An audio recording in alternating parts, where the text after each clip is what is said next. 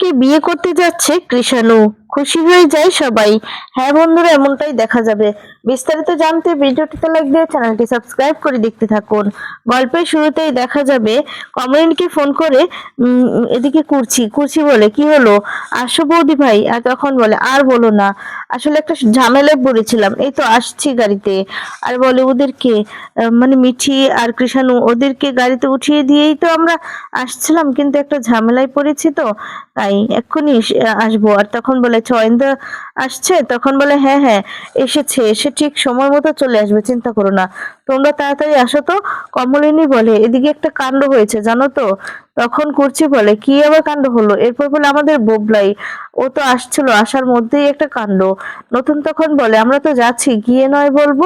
তখন বলে, হ্যাঁ সেটাই বরঞ্চ ভালো হবে দিদি ভাই, আমি তোমাকে গিয়ে সবটা বলছি।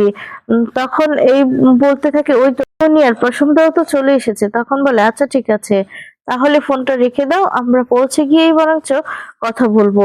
এই বলে ফোনটা রেখে দেয়। তখন বলে, কি হলো, ওরা এখনো আসেনি? এরপর বলে, না ফোন করেছিলাম বৌদি ভাইকে। এরপর বলে, ওরা তো আজকে সময় মতো চলে আসবে তাই না, এত দেরি কেন?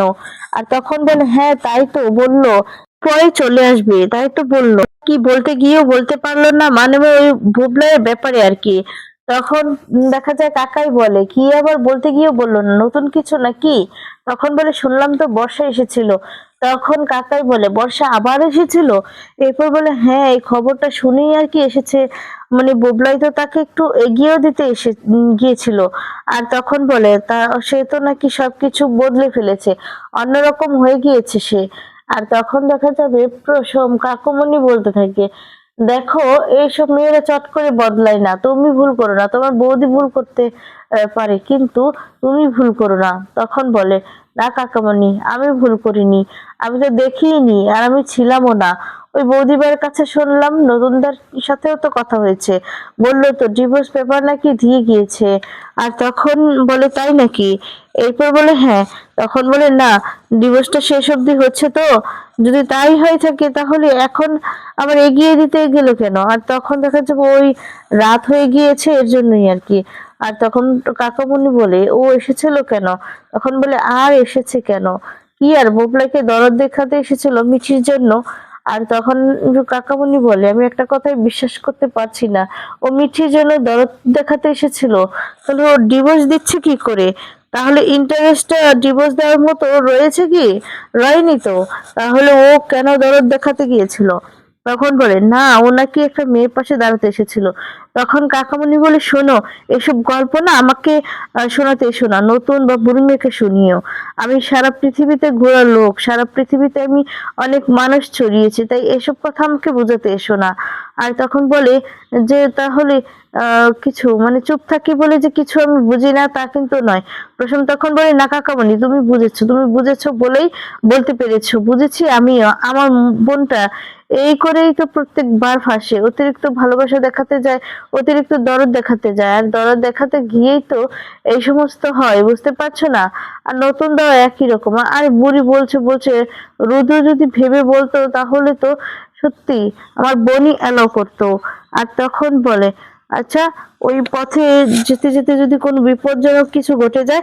তখন করছি বলে, না না প্রশান্ত, ওদের তো ব্যাপারটা এখনো ঘটে যায়নি, তোমাদেরকে তো ব্যাপারটা বুঝতে হবে, সবই তো ডিভোর্স পেপারটা দিয়ে গিয়েছে। তখন বলে, না না আজকে তাহলে কি হয়েছে সেটাই তো বুঝতে পারছি না। কি বললো বুড়িমা? তখন বলে, সেটাই তো বুঝতে পারছি না যে কবলাইকে নিয়ে যে কি ঝামেলা হয়েছে কি যেন। নতুন দাই তো পাশ থেকে ইন্ধন দিল যে এখন যেন কিছু না বলে, আর ওরা তো আসছে তার জন্যই আর কি। আর তখনই দেখা যাবে বলতে থাকি, ওই তো ওরা চলে এসেছে। এরপরে কমলিনী নতুন সেখানে চলে আসে, আর তখন কথা বলতে থাকে। এরপর বলছে যে মিঠি ওরা, এরপর বলে, ওই তো ওরাও চলে এসেছে। আর তখন মিঠিও চলে আসে, মিঠির কাছে তখন ছোট দাদু যায়, আর তখন মিঠিকে জিজ্ঞেস করে যে, মিঠি কেমন আছো দাদু ভাই? এরপর প্রসম বলে, কেমন আছো তুমি? তখন বলে, ভালো আছি। এরপর বলছে, তোমাদের তোমাদের দাদু তখন মিঠিকে বলছে, কি রে মিঠি, তুই এরকম ভাবে চুপচাপ আছিস যে, আগের মতো কথা বলছিস না, আগের মতো বলছিস না যে এটা লাগবে ওটা লাগবে। আর তখনই দেখা যাবে মিঠি বলতে থাকে, আচ্ছা ছোট দাদু, আমার কি আগের মতো আর সেই মন মানসিকতা আছে বলো তো? আর তারপর দেখা যাবে মিঠিকে একটা চকলেট দিয়ে বলে, নে ধর এটা খা। আর তখন মিঠি চকলেটটা নিতে চায় না। মিঠি তখন বলে, আচ্ছা ছোট দাদু, তোমার কি মনে হয় আমার কি সেরকম মনের অবস্থা আছে এখন চকলেট খাওয়ার মতো? আর তারপর জোর করতে থাকে, তখন বলে, না নেই, কিন্তু এটা এটা তো খাওয়াই যায় বল। আর তখন বলে, হ্যাঁ যায়, কিন্তু আমি সবার মতো নয়, আমি একটু বেশি ভেঙে পড়েছি, আমার কিছুই ভালো লাগছে না, তাই আমি খেতে পারবো না। আর তখন সবাই মিলে মিঠিকে বোঝায়। কুরচি তখন মিঠিকে বলে, মিঠি মা, হে নে, তো দাদু এনেছে, তো তোর ছোট দাদু তো তখন কষ্ট পাবে। আর তখন এদিকে নতুনও বলছে, হ্যাঁ মা, নিয়ে নে, তুই বরঞ্চ এখন খেতে হবে না, তুই বরঞ্চ পরে খাস, তারপরও নে। আর তখনই দেখা যাবে কিছুই বলছে না, চুপ করে দাঁড়িয়ে আছে। এরপর এদিকে বাবুল বলছে, আচ্ছা মিঠি, তুই যদি এটাতে কমফোর্টেবল না হোস তাহলে তোকে খেতে হবে না, তোকে এখন কিচ্ছু করতে হবে না, বরঞ্চ রেখে দে, পরে খেয়ে নিবি। অপু তখন বলছে, এটা হচ্ছে একটা জীবনের বাটারফ্লাই। আর তখন মিঠি বলছে, সবার জীবনেই বুঝি এই বাটারফ্লাইটা আসে? আর তখন অপু বলছে, না দিদি ভাই, সবার জীবনে নয়, কারো কারো জীবনে বাটারফ্লাই। আর তখন বলে, সবার জীবনে এটা হতে পারে না, এটা একটা ঘটনা, এটা একটা অ্যাক্সিডেন্ট, এটা জীবনের একটা ছন্দ। তুমি তখন বলে, আচ্ছা তুমি আবার নেগেটিভ কথা বলছো? তখন তো বলতে থাকে, তুমি বুঝতে পারছো না আমার জন্য পজিটিভ কথা বলাটা সম্ভব নয়? তুমি কি বুঝতে পারছো না? তখন নতুন বলে, মিঠিমা, আমি বুঝতে পারছি, তুমি চকলেটটা না খাও, অন্তত রেখে দাও। দেখা যাবে সেখানে মিঠি চলে আসে। আর তখন কুরচি বলে, কি রে মিঠি, তুই একা এলি যে, ওদের সাথে গাড়িতে একসঙ্গে এলি না? তখন মিঠিল বলছে, না পিসিমণি, আমি আলাদাই এলাম, একটু পরেই চলে যাব, আসলে আমি মিঠির সঙ্গে, শুধুমাত্র মিঠির সঙ্গেই দেখা করতে এলাম। মিঠি বলে, কেন মিঠিল দি, ভিতরে যা যা হবে সেগুলো শুনতে তোমার ভালো লাগবে না? না তখন বলে, না রে মিঠি, আমার একটা ইম্পর্টেন্ট অ্যাপয়েন্টমেন্ট আছে, আমি সেটা কাটাতে পারিনি, তাই আমাকে চলে যেতে হবে, আমি শুধুমাত্র তোর সাথে দেখা করতে এসেছি। আর তখন বলে, আমি টাইমটা শিট করেছি শুধুমাত্র তোর সঙ্গে দেখা করতে আসবো বলে। আর তখন বলে, দেখা করে আর নতুন কি বলবে বলো? দেখা যাবে মিঠিল মিঠিকে বলছে, যা হয়েছে তোকে শুধু একটা কথাই বলছি, যা হয়েছে তাতে তোর কোনো ভূমিকা ছিল না মিঠি, জীবনে এমন এমন ঘটনা ঘটে কখনো কখনো, তাতে আমাদের কোনো ভূমিকা থাকে না, আমাদের কোনো নিয়ন্ত্রণও থাকে না, তার জন্য নিজেকে দায়ী করে কোনো লাভ নেই মিঠি, এতটুকুই তোকে বলতে পারি, তুইও এই জিনিসটাকে সেভাবেই দেখ। আর তখন আরো বলতে থাকে, আরেকটা কথা বলার মিঠি, এরপর বলছে, অপরাধীরা যেন শেষ পর্যন্ত শাস্তি পায়, সেই চেষ্টাটাই তুই কর, বুঝলি তো? সেই চেষ্টাই তুই কর, হাল ছেড়ে দিবি না, এটা তোর উপরই নির্ভর করছে, তুই পারবি এই অপরাধীদের চিহ্নিত করতে, বুঝতে পারলি তো? তো তবে হ্যাঁ, এটা ঠিক যে তোর কিন্তু একটা ভয় থেকেই যায়, ওরা কিন্তু একদিন ছাড়া পাবে, আর ওরা বেরিয়ে গিয়ে আবার তোকে এটা করতে পারে, কিন্তু কৃষাণুর উপর আমার ভরসা আছে। একটা কথা জানিস কি মিঠি, এই পৃথিবীতে না কৃষাণুর মতো ছেলেই হয় না। আর তখন আরো বলতে থাকে, কৃষাণু সত্যি খুব ভালো ছেলে। আর তখন কৃষাণু বলছে, তুমি কতটা আমাকে চিনো আমি সত্যি জানি না, তবে তুমি এত বড় একটা কথা বললে আমাকে, তোমার এই কথার দাম আমি রাখার চেষ্টা করব। তখন বলে, হ্যাঁ কৃষাণু, অনেক সময় আমরা বহু বছর চলেও আমরা মানুষ চিনতে পারি না, একে অপরকে চিনতে ঠিক পারি না। তখন বাবিল বুঝতে পারে যে বাবিলকে ইঙ্গিত করে কথাগুলো বলছে। তখন বলে, কিন্তু কখনো কাউকে দেখলেই মনে হয় যে এই চেনাটা কখনো মিথ্যে হতে পারে না। আর তারপর বলতে থাকে, তুমিও ঠিক আমার কাছে সেরকমই একজন চেনা মানুষ, যেভাবে তুমি এখন মিঠির পাশে আসো, মিঠিকে আঁকড়ে ধরে আছো, এটাই সমাজের একটা বিরল ঘটনা, জানো তো? পৃথিবীতেও এটা বিরল। কুরচি বুঝতে পারে মিঠিলের কিছু একটা হয়েছে। কুরচি তখন বলে, হ্যাঁ বুঝতে পারছি, তুই চলে যাবি। আচ্ছা মিঠিল, তোর চোখ মুখের অবস্থা এরকম লাগছে কেন বলতো? তোর শরীরটা ভালো আছে তো? কিছু হয়নি তো? আর তখন বলে, তোকে কিন্তু এরকম দেখতে ভালো লাগে না। নতুন তখন বলে, মিঠিল মা, তোমাকে এত বছর আমরা যেভাবে দেখেছি, আমরা ঠিক সেভাবেই তোমাকে দেখতে চাই। তখন মিঠিল বলে, নতুন কাকু, একটা মানুষ কি সবসময় একরকম থাকতে পারে বলো? একরকম থাকতে পারে না তো। মানুষের জীবনে পরিস্থিতি কি সবসময় এক থাকে? কমলিনী বলে, বাবি, মিঠির ব্যাপারটা নিয়ে একটু আমরা ব্যস্ত হয়ে পড়েছি, তাই আমি জিজ্ঞেস করা হয়নি। আচ্ছা, মিঠিলের সাথে তোমার কি হয়েছে, কিছু কি হয়েছে? আর তখন কুর্চি বলে যে বৌদি ভাই, এখন না হয় এই সমস্ত থাক। আর তারপর নতুন বলে, হ্যাঁ, এখন বরঞ্চ এই সমস্ত থাকাটাই ভালো, কারণ এখন আমরা একটা কাজে এসেছি, তারপর না হয় এটা নিয়ে দেখা যাবে। আর তখন নতুন আবার মিঠিলকে বলছে, আচ্ছা মিঠিল, তুমি বাবিলের সাথে আলাদাভাবে কথা বলেছো তো? তখন দেখা যায় মিঠিল বলে যে, হ্যাঁ নতুন কাকু, আমি কথা বলেছি, তার জন্যই আমি বলছি। দেখা যায় প্রসম বলতে থাকে যে, আচ্ছা বুড়ি, এই ব্যাপারটা মিটে গেলে ওদের বিয়েটা তাড়াতাড়ি দেওয়া হোক। তখন দেখা যায় ছোট দাদু বলতে থাকে যে, হ্যাঁ তোমাদের বাড়িতে তো অনেকদিন ধরেই অনুষ্ঠান হয়, দিদিদের কথাটা নিয়েও তো ভাবতে হবে। কৃষাণী বলে, কাউকে বলা হয়নি সেভাবে, মানে যেভাবে বলাটা উচিত। আর তখন বলে, আমি সেভাবে বলতে পারবো কিনা তাও আমি জানি না। আর তখন বলতে থাকে যে, মিঠির কাছ থেকে আমি কোনো ইনফরমেশন পাইনি, তাই আমি বলতে পারবো না। তবে এখন মনে হয় যে কথাটা বলাটা আমার খুবই প্রয়োজন। বলছি, এখন এই মুহূর্তে সবার সামনে দাঁড়িয়ে কথাটা বলছি, আপনারা আপনাদের মেয়েকে দেবেন আমার। ওকে খুব ভালোবাসবো, ওকে খুব যত্নে রাখবো, খুব ভালো রাখবো। এরপর দেখা যাবে নতুন বলে, শোনো, এতে বলার কি আছে, তোমরা দুজন যদি দুজনের মধ্যে কমফোর্টেবল থাকো তাহলে আমাদের কিছু বলে। তখন বলে, এটা তো খুব ভালো কথা কৃষাণু, তোমার থেকে ভালো আর কেউ মিচিকে রাখতে পারবে না। এটা যত তাড়াতাড়ি হয় ততটাই ভালো। আর ছোট দাদু, তুমি যে আগে ব্যাপারটা বললে না, ওই ব্যাপারটা আমাদের মধ্যে আর নেই। নতুন তখন অবাক হয়ে যায় আর বলে, নেই মানে কি বলছো তুমি? তখন কমলিনী, সবাই অবাক হয়। এরপর কমলিনী বলে, কি বলছিস মিছিল? আচ্ছা ঠিক আছে, তোর সাথে পরে কথা বলবো। সে তখন বলে, এই মিছিল, কি বলছিস রে এসব? তোর কি মাথা টাথা খারাপ হয়ে গেল নাকি? তুই এসব কি কথা বলছিস? তখন দেখা যায় মিঠিল বলে, না পিসিমণি, আমার কিচ্ছু হয়নি, কিচ্ছু মাথা খারাপ হয়নি, আমি একদম ঠিক আছি, আমি আমার জায়গা থেকে ঠিক আছি।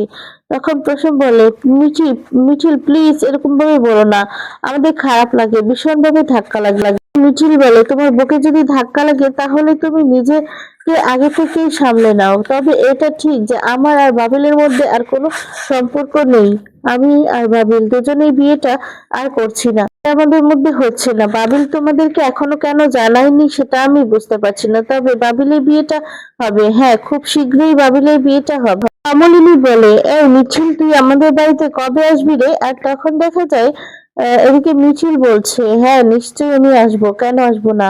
তোমাদের বাড়িতে আমি একবার নয় 100 বার আসবো, তুমি আমার জীবনের আইডল, আর তোমার কাছে না আসলে কি চলবে? তা তো হবেই না, আমি বহুবার তাই তোমার কাছে যাব। মনে মনে কতটা রেসপেক্ট করি তুমি সেটা নিশ্চয়ই বুঝতে পারো। তখন নতুন বলে, না সেই জন্য নয়, আমাদের তোমার সাথে বসতে হবে, তোমাদের সঙ্গে বসতে হবে। তখন বলে, আর বসার কিছু নেই নতুন কাকু, আর তুমিও তো এমনিতেই কিছুতেই বিশ্বাস করো, তাই না? আমি সেই জায়গাতেই মানে সেই জায়গা থেকেই সিদ্ধান্ত নিয়েছি, আমরা সিদ্ধান্ত নিয়েছি, এই বিয়েটা আমরা আর করছি না। যা শুনে অবাক হয়ে যায় সবাই, অবাক দৃষ্টিতে তাকিয়ে থাকে। তখন বলে, আর আমাদের মধ্যে কোনো সম্পর্কও নেই। তখন বলতে থাকে যে, বাবিল, আমার মনে হয় তুমি তোমার মাকে আর নতুন কাকুকে এই কথাগুলো শেয়ার করো, এভাবে চেপে রাখার কোনো মানেই হয় না, কারণ বারবার এই একই প্রশ্নগুলো আমি আর দিতে পারবো না, আমাকে তো তাহলে বারবার প্রশ্ন করা হবে। করছি তখন বলে, শোন মিঠিল, তোর এই সমস্ত কথা আমি মানে আমরা বুঝতে পারছি না আর বুঝতেও চাইছি না। ঠিক আছে, ছাড়, আজকে ছাড়, আজকে তো একটা অন্যরকম দিন, আমরা না হয় এটা নিয়ে অন্যদিন কথা বলবো। তখন মিঠিল বলে, আমি তো কোনো কথা বলতে চাইনি পিসিমণি, তোমরা কথাগুলো তুললে তার জন্যই আমি বললাম। তখন কুচি বলে, হ্যাঁ সরি, আমাদেরই ভুল হয়েছে, এমনি এখানে কথাগুলো তোলা একদম ঠিক হয়নি। যাকগে, বুবলাইটার যে আবার কি হলো কিছুই বুঝে উঠতে পারছি না।